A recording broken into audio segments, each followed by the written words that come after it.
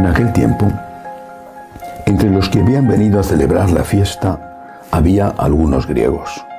Estos, acercándose a Felipe, el de Betsaida de Galilea, le rogaban: «Señor, queremos ver a Jesús». Felipe fue a decírselo a Andrés, y Andrés y Felipe fueron a decírselo a Jesús. Jesús les contestó: «Ha llegado la hora de que sea glorificado el Hijo del Hombre. En verdad os digo, si el grano de trigo no cae en tierra y muere, queda infecundo, pero si muere da mucho fruto. El que se ama a sí mismo se pierde, y el que se aborrece a sí mismo en este mundo se guardará para la vida eterna. El que quiera servirme, que me siga, y donde esté yo, allí también estará mi servidor. A quien me sirva, el Padre lo amará. Ahora, mi alma está agitada, ¿y qué diré? Padre, líbrame de esta hora. Pero si por esto he venido, para esta hora, Padre, glorifica tu nombre».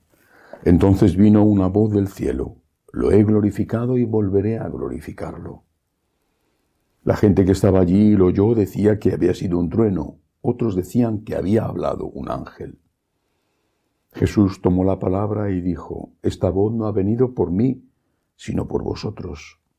Ahora va a ser juzgado el mundo. Ahora el príncipe de este mundo va a ser echado fuera.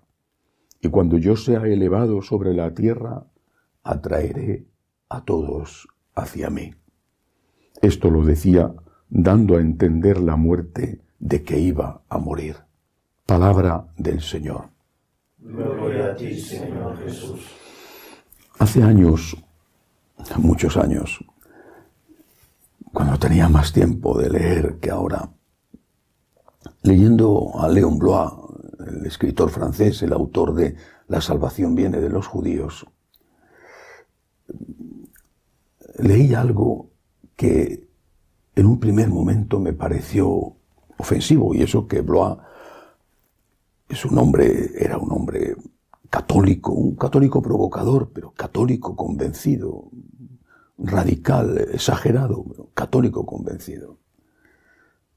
Y decía: reprocho a la Iglesia que no haya hecho nada por los pobres. Me pareció injusto. La Iglesia siempre ha hecho cosas por los pobres, siempre, siempre, desde sus orígenes, desde la institución de los diáconos. Pero Bloy decía: los ha dejado más pobres de lo que están. ¿Pero por qué dice esto este hombre que es católico, que sabe muy bien la gran cantidad de obras de caridad que lleva a cabo la Iglesia? ¿Por qué está diciendo esto? ¿Qué significado tienen sus palabras? No proceden de un enemigo de la Iglesia, al contrario. Entonces, ¿por qué dice esto? Tardé mucho en entender lo que quería decir este escritor francés. ¿Qué estamos haciendo por los pobres?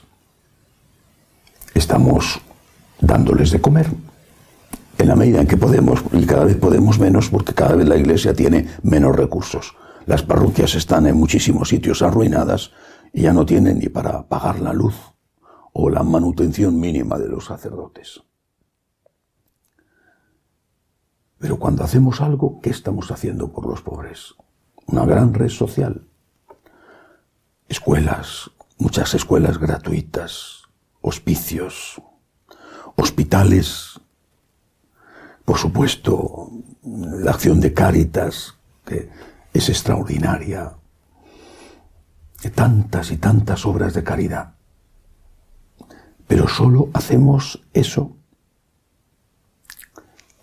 O dicho de otra manera, estamos ayudando a los pobres, y no me gusta mucho el concepto, estamos ayudando al que sufre, porque al que ha perdido un hijo es un pobre, aunque tenga pan en su casa. El que tiene un cáncer es un pobre, aunque tenga una medicina. O el que está con el COVID es un pobre, incluso aunque esté siendo bien tratado y atendido. ¿Qué estamos haciendo por los que sufren? Bien porque no tienen para comer, o porque están enfermos, o porque están sufriendo por cualquier causa. ¿Qué estamos haciendo? Ahí es donde está el problema. Y es un problema gravísimo. Es, una vez más, un problema que tiene su raíz, su origen en la falta de fe. Lo que pasa es que esto ya lo denuncia Lemblois, que es el amigo, el padre espiritual de Jacques Maritain, de Jacques y Raisa Maritain, los padres del personalismo cristiano, es decir, estamos hablando del siglo XIX, siglo XX. ¿Qué estamos haciendo por los pobres desde hace tantos años? ¿Solo darles de comer? ¿Cuándo podemos darles de comer? Hay algo que no estamos haciendo y justamente eso es, como decía Blois, lo que les deja más pobres de lo que son. Porque lo que no estamos haciendo es tan importante o incluso más importante que darles de comer. No estamos siendo capaces de dar un motivo, una utilidad a ese sufrimiento. El pobre, el hambriento, el sediento, el solitario, el enfermo, el encarcelado, es alguien que se convierte en un mero receptor. Es alguien que solo puede recibir compañía, comida, medicinas. Y ese es el error. Cuando hacemos eso les dejamos más pobres de lo que son. Son sujeto de beneficencia en lugar de ser sujeto de algo grande e importante. Hemos olvidado desde hace demasiados años lo que significa la corredención. Los mártires lo tenían claro. San Pablo lo tenía muy claro y lo escribe. Nosotros hemos olvidado el valor del sufrimiento. Lo hemos olvidado porque hemos perdido la fe. La fe católica ya no está en la mayor parte de nosotros. Hemos perdido la fe. Hemos caído en un humanismo solidario, ni siquiera me atrevo a decir caritativo, porque la virtud de la caridad tiene como primer objeto de su actuación o sujeto de su actuación al propio Dios. Hemos caído en un humanitarismo solidario que no nos diferencia mucho en el fondo de otras instituciones, como por ejemplo la masonería, que también hacen obras de solidaridad. Pero aquello que es específicamente nuestro, eso lo hemos olvidado. Jesús nos salva en la cruz. Eso lo hemos olvidado. O lo decimos, pero no lo creemos del todo. Jesús nos salva en la cruz. Y cuando nosotros sufrimos, con culpa o sin culpa, del cuerpo o del espíritu, en la familia, en el trabajo, o simplemente porque de verdad la situación económica está muy mal. Cuando nosotros sufrimos, eso tiene un valor. Claro que necesitamos ayuda, una mano amiga, un abrazo, un rato de compañía o un pedazo de pan. Pero también podemos ayudar. Nuestro sufrimiento es útil. Tú eres alguien importante. ¿Es un misterio? Sí. Sí, efectivamente es un misterio. Lo es, no lo niego. Pero es que el principal misterio fue que Cristo nos salvara con su muerte. Podía habernos salvado de cualquier otra manera. Incluso algunos hubieran preferido que no hubiera muerto y que se dedicara, vivo desde entonces, a poner una gigantesca multinacional con sucursales repartidas por doquier, donde se expandieran milagros. Tengo un problema, me duele el estómago, toma, un milagro. No encuentro trabajo, toma, un milagro. fulanito o menganita no me quieren, toma, un milagro. Este hijo mío está un poco rebelde, toma, un milagro. Eso hubiera sido para muchos salvación. Vivir sin problemas, vivir sin dolores o vivir eternamente. Y esa no fue la salvación de Cristo. Cristo muere en la cruz para perdonar nuestros pecados, para abrirnos las puertas del cielo. Por eso nosotros, cuando tenemos un problema del tipo que sea, no somos personas inútiles, sujetos solo de algún tipo de beneficencia, el pan o la compañía.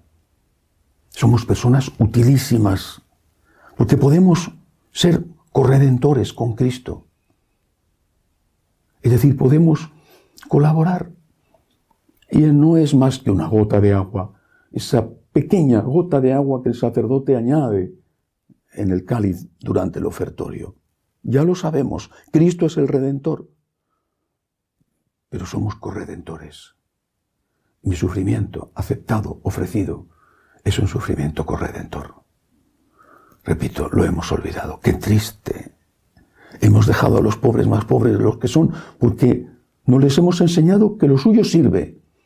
Y el enfermo de cáncer no sabe por qué sufre, y se le ofrece solo, o los cuidados paliativos, o directamente la muerte con la eutanasia. Tú tienes un valor cuando sufres, tienes un valor. Eres útil. Tienes que meterte esto en la cabeza. Y no solo los grandes sufrimientos impresionantes que ocasionan la muerte, las pequeñas cosas de cada día, los inconvenientes, la convivencia. Por ti, Jesús, por ti, unido a ti, Señor. Yo me ofrezco a ti, acepto este sufrimiento unido a ti y lo ofrezco por mis hijos, por mis amigos, por mi patria, por la Iglesia, por ti, Jesús, unido a ti, Jesús. Una vez más repito lo que es un lema, quizá un lema poco practicado, pero un lema para nosotros los franciscanos de María. Quien tiene un problema, tiene un tesoro. Eres corredentor. Y la primera corredentora, la Santísima Virgen María. Nos han redimido con el gran Redentor que es Jesucristo. Su sufrimiento ofrecido ha colaborado, aunque sea en una ínfima, pequeñísima parte, con la redención de Cristo. Pero es que además hay otra cosa. Esta es la más importante, ser corredentores. Pero es que además hay otra cosa. Lo dice Jesús en el Evangelio de hoy. Es una frase que no deberíamos olvidar. Cuando yo sea levantado en alto, atraeré a todos hacia mí. Está haciendo alusión a la serpiente de bronce que los israelitas, por orden de Yahvé, construyeron mientras peregrinaban por el Sinaí para defenderse de las picaduras de la serpiente. Vale, es verdad. Pero es verdad también que se refería a él. Cuando yo sea levantado en alto, y dice el evangelista que estaba aludiendo a la muerte en que iba a morir, cuando yo sea crucificado, atraeré a todos hacia mí. Cuando tú sufres, te observan. Quizá te lo dicen, quizá no te lo dicen, pero te observan. ¿Cómo encajas los problemas, los imprevistos? Bueno, hay cosas que pueden ser ligadas al carácter, un pronto, un momento, bien, más o menos difíciles de controlar, pero no son esas las cosas más importantes. Los sufrimientos verdaderos, la angustia, el miedo, la amenaza, el dolor físico, los problemas verdaderos, graves de la vida, te observan. Los tuyos, los que están cerca, te observan. Los que te conocen, aunque no estén cerca, te observan, te están mirando. Dicen, no sé si es una tradición o una verdad histórica, quiero decir, dicen que la madre de San Basilio el Magno, se quedó viuda con varios niños pequeños. Y no era fácil la posición de una mujer viuda en aquella época. San Basilio tenía un tutor pagano que le enseñaba pues, la filosofía, en fin, lo que entonces se aprendía en las escuelas rudimentarias que había. Estamos hablando de los primeros siglos de la Iglesia, siglo IV. Y ese tutor conoció naturalmente a la madre de San Basilio y vio cómo era. Y un día exclamó: ¿qué mujeres hay entre los cristianos? Lleno de admiración. Si de nosotros se decía, lo cuentan los Hechos de los Apóstoles, mirad cómo se aman por nuestras obras de caridad, también se decía, mirad cómo sufren, mirad cómo afrontan el martirio, mirad cómo afrontan la enfermedad, la pobreza, las contrariedades de la vida. Nosotros que estamos siendo levantados en alto también, y nos observan. Cuando tienes un cáncer, cuando tienes un problema, cuando tienes un disgusto, cuando algo no sale bien, más allá del pronto o del momento, ¿cómo reaccionas? ¿Qué estás haciendo con ese tesoro que te han dado? ¿Te comportas como un cristiano o como un pagano? ¿Te comportas como un cristiano o como un ateo? Porque en el fondo, ¿qué diferencia hay? Si tú, delante de los problemas, no eres capaz de afrontarlos con Cristo, o por lo menos de pedir a Dios que te dé la ayuda, la fuerza, y de ofrecérselo a Él. Si tu fe no influye, no tiene nada que ver, no cambia tu comportamiento cuando sufres, ¿para qué influye entonces tu fe? Si no tienes esperanza de que hay vida eterna, ¿qué tipo de fe tienes? Si no eres capaz, con la gracia de Dios, de poner una sonrisa, aunque no sea brillante y luminosa de oreja a oreja, pero sí una sonrisa tibia, pequeña, cuando tienes ganas de poner un rictus de amargura o un grito, ¿para qué sirve tu fe? Y si no eres capaz, al menos debes entender que tendrías que ser capaz y pedir a Dios ayuda. Señor, ayúdame a ser luz cuando me estoy consumiendo como una vela. Ayúdame a ser luz cuando ya no tengo fuerzas. Ayúdame a dar un ejemplo a mis hijos, a mis amigos, para que ellos puedan decir, ¿qué secreto tiene? ¿Por qué no se desespera? Yo me desesperaría. ¿Por qué no se desespera? ¿Por qué no está amargado? ¿Por qué sigue luchando? ¿Por qué, estando mal, sigue aún preocupándose por los demás? ¿Por qué se traga las lágrimas? ¿De dónde saca la fuerza que yo no tengo? Si aquel maestro pagano decía, ¿qué mujeres hay entre los cristianos? Y eso le convirtió, también hoy los que nos rodean tendrían que decir, hay que ver cómo aman los cristianos, cómo sufren los cristianos. Hay que ver cómo miran a la muerte con miedo, o cómo aguantan el dolor con mucho miedo, pero cómo son capaces, con una fuerza que no entiendo, de sonreír a la hermana muerte y de abrazar al dolor. Cuando yo sea levantado en alto, atraeré a todos hacia mí. Cristo lo hizo. Y nosotros debemos hacerlo y debemos pedírselo a Dios. Ayúdame, Señor.